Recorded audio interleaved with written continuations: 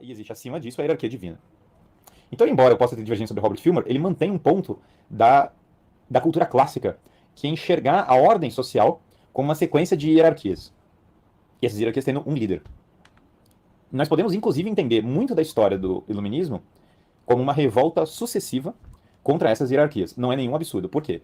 Há uma revolta contra Deus, então você tem que destronar Deus. Afinal, Deus é o monarca absoluto desse mundo, e, portanto, há uma busca pelo secularismo. Eu queria comentar sobre essa questão da revolta contra Deus. É, não, mas deixa ele terminar tudo, porque é maravilhoso a falácia da bola de neve que ele fala. Aí ele termina tudo, aí tu comenta e eu... Há uma revolta muito clara contra a monarquia. Inclusive, inclusive, sei lá, um dos pontos principais de todos os movimentos iluministas em todos os lugares foi tirar do poder monarcas, cortar a cabeça de monarcas, reduzir o poder de monarcas e assim por diante. É uma das pautas principais. Então, primeiro você destrona Deus, depois você destrona o rei. Depois que você destrona o rei... Não, continua. E há, claro, depois que você destrona o rei, qual que é o próximo alvo? O pai de família. O pai de família, o que ele é, se não um mini monarca? O que ele é, se não o rei da própria casa? Portanto, a desconstrução da figura masculina, e em especial da figura paterna, ela está muito próxima dessas outras construções. E nós vemos claramente como, historicamente, aconteceu isso. O secularismo se seguiu a uma queda das monarquias, uma troca por repúblicas, e a queda das repúblicas se seguiu a um ataque à masculinidade e a desconstrução do modelo de família, que seria a etapa mais atual. Até o ponto que você tem também um questionamento da própria natureza humana, que é a fase que nós estamos agora. Mas vejam que há uma sequência muito clara. E nesse ponto... Pode falar. Novamente, discordo de várias coisas do Robert Filmer, eu sou muito... Ele primeiro fez uma falácia de bola de neve. Não, e aí destrona Deus, mata os monarcas, matou os monarcas de uma maneira completamente maniqueísta.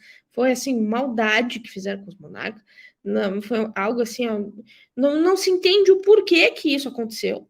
E, por fim, obviamente, os liberais estão ali com as foices prontos para matar o pai de família e desconstruir a masculinidade. Eu não quero aqui também entrar numa falácia de espantalho de descaracterizar o argumento dele, mas, veja bem, primeiro tem uma falácia da bola de neve, né? Que é uma coisa leva a outra, uma coisa leva a outra pelo mesmo motivo e sem explicar exatamente quais foram esses processos. Outro problema é que ele fala de desconstrução da figura masculina. Bom, quando ele fala de desconstrução, ele está pensando muito mais num movimento intelectual de recusa e de questionamento da normatividade, que se a gente for pegar Locke, a gente for pegar esses autores do liberalismo clássico, não se tinha questionamento sobre a questão da masculinidade, isso é uma coisa completamente contemporânea. Se a gente também for olhar para padrões de masculinidade do socialista do começo do século, ele tinha um padrão de masculinidade muito maior do que qualquer conservador hoje. Era gente que pegava Inclusive, eu não acho que o pessoal que está aqui estaria disposto a ter o papai daquele sistema. Isso é uma coisa que o Malboro já comentou 2 vezes, foi, Malboro? Chama aqui o seu pai, vamos mandar ele decidir sobre a sua vida e ele decidir com quem você casa, ele decidir como você vai organizar, que profissão você vai seguir, a forma como você vai fazer. Eu acho que pouquíssima gente nesse chat estaria disposta a ter esse modelo de patriarcado. Mas isso é outra história. Exato. E de masculinidade também, né? Então a gente está falando de uma geração que foi para a Primeira Guerra, que foi para a Segunda Guerra, que teve padrões de consumo completamente... houve uma ruptura social, do tecido social econômico com a crise de 29. Então a gente está falando de uma época em que o bem-estar econômico que a gente vive hoje, mesmo num país periférico como o nosso, é algo inimaginável de viver no passado nesse sentido. Outra coisa que ele falou da família, bom, exemplo do Marx no Capital, não sei se eu falei isso online ou se eu falei isso em off, mas o Marx ele também faz a crítica a qual é o destino que a família burguesa acabou concedendo aos laços familiares.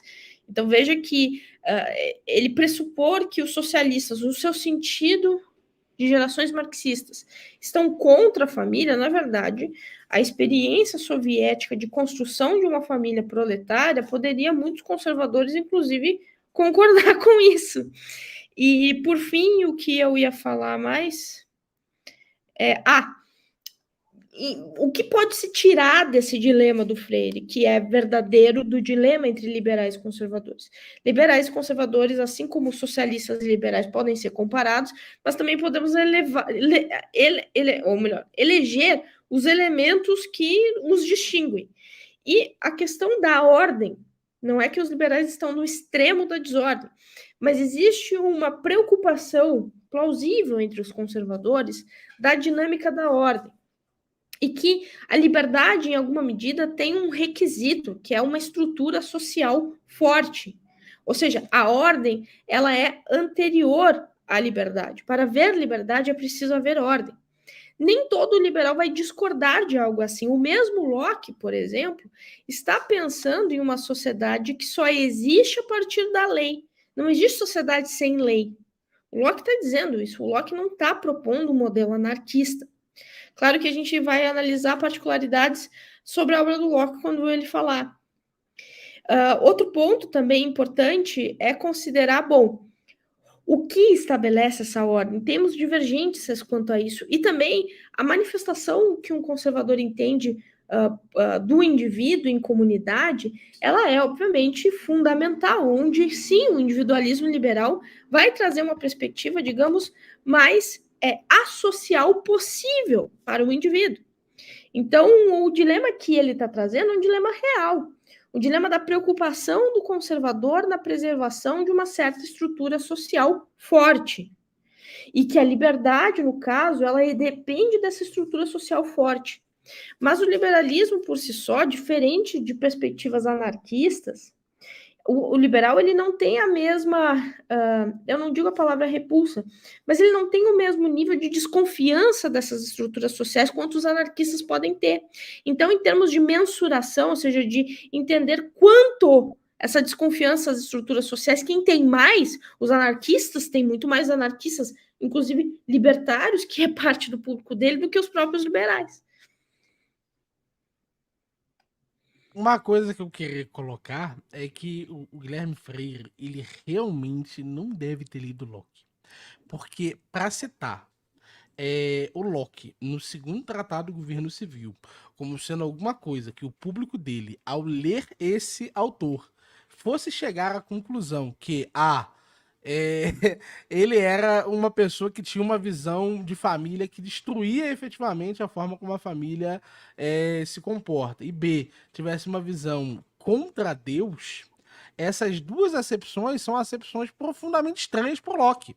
Porque o Locke faz a sua derivação de propriedade através da noção da paternidade de Deus, e o capítulo sobre o poder paterno começa com ele dizendo que não acredita num mundo sem desigualdade.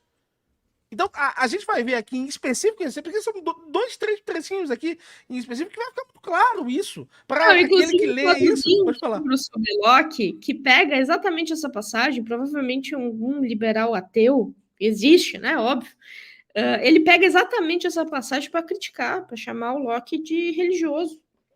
Sim, porque ele tinha ele bebia de alguma forma de uma tradição protestante, aí sim, ele pode ter suas críticas em torno disso, mas uma tradição protestante de direitos naturais, que era a própria noção do, se não me engano, Hugo Grotius, que o Locke bebia, que era um protestante muito famoso pela sua grande defesa dos direitos naturais.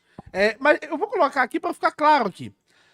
Quando consideramos a razão natural, segundo a qual os homens, desde o momento de seu nascimento, têm direito à sua preservação e, consequentemente, a comer, a beber e a todas as outras coisas que a natureza proporciona para a sua subsistência, ou a revelação, que nos relata que Deus deu o mundo a Adão, a Noé e a seus filhos. Fica muito claro que Deus, como diz o rei Davi, Salmo 115, 16, deu a terra aos filhos dos homens, a toda a humanidade.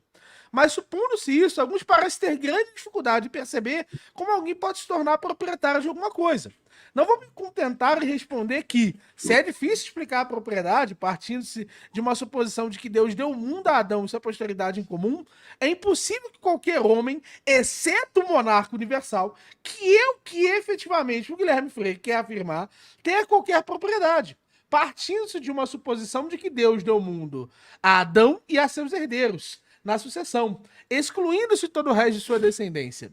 Irei mais longe para mostrar como os homens podem ter adquirido uma propriedade em porções distintas do que Deus deu à humanidade em comum, mesmo sem o acordo expresso de todos os proprietários. Deus que deu o mundo aos homens em comum, deu-lhes também a razão para que servissem dele para o maior benefício de sua vida e de suas conveniências. Então você pode ver aqui, uma pessoa que está lendo isso aqui, identifica, pô, a raiz do pensamento não é contra Deus. Qualquer um que lê o Locke identifica isso. Que Deus é o fundamento do direito. Não, inclusive assim, propriamente, para descrever o iluminismo não necessariamente é anticlerical. Essa é a diferença. O que existe por várias razões, que não são só razões do próprio... e aí a contradição máxima, né? As monarquias, se você pegar a construção das monarquias em seu estado absolutista, por isso, de concentração do poder do rei, da lei, da capacidade de julgar e da capacidade de governar, foi um movimento anticlerical. Se a gente pegar o Tratado de Westfália, por exemplo, isso foi um movimento anticlerical. Se antes nós tínhamos uma ordem de soberania difusa e de divisão, inclusive, entre poderes, não de maneira formal e racionalizada, como na burocracia, como pós-Montesquieu, mas de uma tradição de divisão dos poderes, de soberania difusa, ou seja, de capacidade de violência, de força física difusa numa Idade Média, nós temos na formação dessas monarquias que foram as degoladas pelos liberais, uma concentração do poder de legislar, de julgar e de governar, de executar, inclusive, a lei, uma concentração na formação do Estado soberano. O Estado soberano moderno, ele define, estabiliza fronteiras, ele estabiliza também exércitos para conseguir controlar essas fronteiras. Esse é o processo de concentração, de centralização e verticalização de quem detém o monopólio da força. E mais, inclusive, ele submete a igreja à soberania do Estado. Esse foi um processo que não é um processo protestante, apesar da igreja chamar o Tratado de Westfália de um tratado protestante. Isso foi um processo que teve como protagonista a França católica. Um cardeal chamado Richelieu. Veja como é muito mais complexo do que ele está tentando mostrar. Ou seja, a formação do Estado soberano em monarquias absolutas foi, em grande medida, contra os interesses da igreja. Mesmo que a gente possa encontrar cardeais como Richelieu, um dos grandes nomes e protagonistas da política anti-hegemônica, hegemonia, no caso, nesse sentido, dos Habsburgos, que se sentiam herdeiros do Sacro Império Romano, para fundamentar tais monarquias, que, óbvio, como modelo político, de organização política, entraram em desgaste. Um desgaste que, bom, revoluções aconteceram, tanto revoluções do ponto de vista mais claro de revolução, que é a Revolução Francesa no seu ápice, mas também outros processos de transformações que também foram revolucionários, como a própria Revolução Gloriosa, por exemplo. Eu queria aqui, muito obrigado pela sua intervenção, professor, eu queria mostrar também o trecho do poder paterno. Tá Bom. Aqui. Do poder paterno. Talvez possa ser censurado, criticado, como for de propósito, em um discurso dessa natureza, o fato de eu divulgar palavras e denominações que circulam no mundo. E talvez não seja impróprio oferecer novas acepções, quando as velhas podem induzir os homens a erros, como é provável ter ocorrido com este do pátrio poder. Vê que o ataque dele é ao pátrio poder, que é o poder que exerce o pai de veto completo sobre a vida do filho. Inclusive, no Brasil, acho que acabou com o pátrio poder antes da monarquia, pra você ter uma ideia. É como se teu pai fosse um petista e te obrigasse a votar no PT, mas ele tem pátrio poder. Isso não faz sentido. A primeira digressão é na Constituição monarquista. A Constituição de 1824, ela já tem uma digressão do pátrio poder. Isso é outra história, em outro momento a gente pode conversar sobre isso, mas é algo que, historicamente, não é de... aconteceu em diversos locais e por diversos motivos. Essa digressão do pátrio poder. Continuamos. Que parece situar o poder dos pais sobre seus filhos inteiramente sobre o pai, como se a mãe não compartilhasse. Ora, se consultarmos a razão ou a revelação, veremos que ela tem um igual direito. Isso justificaria perguntar se não seria mais exato chamá-lo de poder dos pais, pois seja quais forem os deveres que a natureza e o direito de gerações impõem às crianças, certamente as obriga da mesma forma sobre as suas duas causas concorrentes. Então vemos o que a lei positiva de Deus, olha a base dele, como é que ele pode estar contra Deus? É nesse sentido, você pode dizer, não, mas a consequência das ideias dele, ou um elemento implícito da obra do Locke é esse. Mas não tem como você dizer que o Locke se posicionou contra Deus e é a favor de matar monarcas.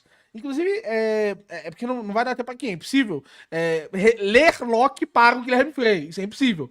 Mas depois ele dá uma olhada sobre em que condições é possível, efetivamente, você fazer revolta. O Locke não acreditava que a revolta era possível em qualquer condição. Ele tem lá os termos sobre os quais a revolta é possível. A desobediência civil. Exato, a desobediência civil. Nesse sentido, não é sobre qualquer condição. Há a noção, inclusive, de obediência às ordens estabelecidas. Mas isso é outra história. Mas não dá para explicar tudo pro Guilherme Freire. Mas tá aqui. É evidente, na cara. Honra teu pai e tua mãe.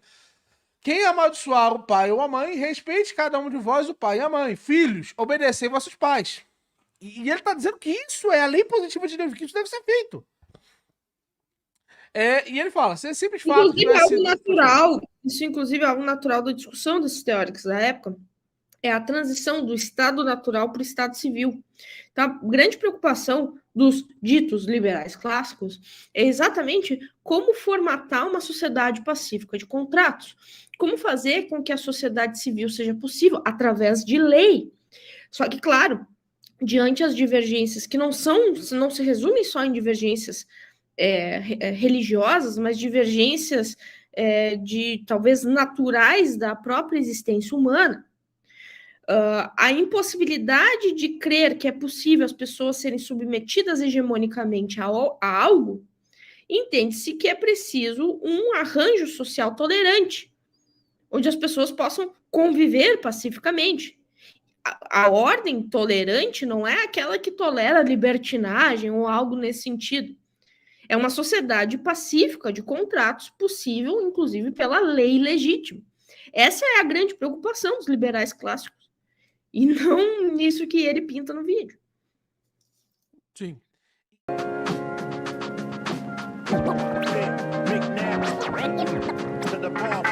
Marble.